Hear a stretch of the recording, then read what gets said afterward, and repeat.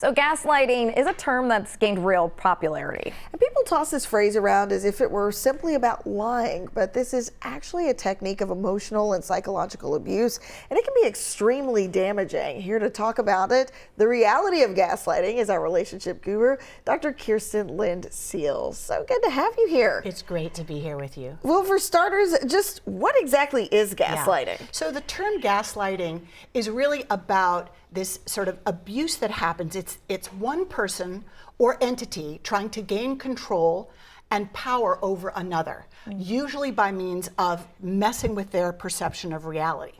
So this can happen at the relational level, it can happen at the institutional level, it can happen at the governmental level or at the societal level, right? So it kind of goes, permeates everything. What are some signs that you are being gaslighted? Yeah, so I mean, a big sign and something that I see in my practice is if someone says to me, I feel like I'm losing my mind, right? And it's so interesting with that because people who actually are struggling with like a severe mental illness, like a psychotic break or some of the other psychotic disorders, they usually don't think they're losing their minds, right? They really do think that, you know, they can fly or, do you know what I mean, not to make light of it, but they have these beliefs that they really believe. If someone feels and says, I think I'm losing my mind, that is a real marker that they might be getting gaslighted. Yeah. And do you hear any of these kinds of reactions, I guess, from your partner?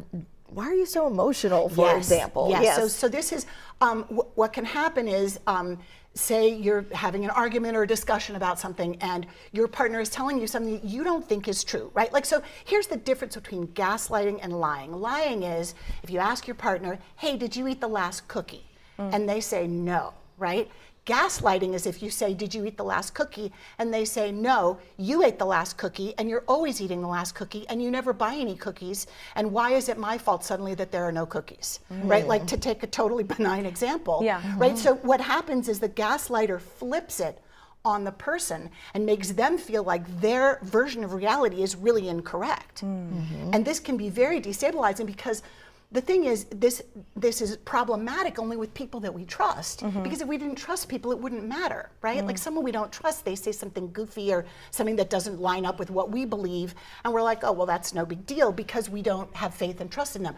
So, and what's interesting too is that gaslighting can often happen in relationships when there's an infidelity going on, right? And you can see how this sort of, you know, well, no, there's no, that person's a friend of mine. This is a colleague from work. No, you didn't see that. That text message is gone. I don't know what you're talking about. Yeah. Oh, I feel like, you know, I hear it tossed around all the time, but this has actually been around for quite some time. It's been around, right. It came from the movie Gaslight, which was about this man who was married to a very rich woman and he wanted to basically steal her fortune and send her to the insane asylum, as they called it in those days. And so what he did was the lighting in the house was all through gas, and he would turn it down. She'd walk into a room and look around and say, did you turn the lights down? And he would say, no, the lights are the same. And so this began to really mess with her version of reality, because she was like, this is darker. And he'd say, no, there must be, go take a rest. You're clearly overstressed, right? This kind of thing. And so on and on and on. So one of the most important things to sort of combat gaslighting is to go to really trusted sources, right? And again, this can be a problem if one of your trusted sources is actually gaslighting you. But so go to, you know, family. If you have family and friends who say to you, you know, things seem off with you. How are you doing? You seem less confident, et cetera, et cetera. That's a time to really think about whether, in fact, you are maybe being gaslighted. Always good information. It's so good to have you here. Thank you so much, Dr. Kirsten. It's great to be here. Yes, we appreciate you.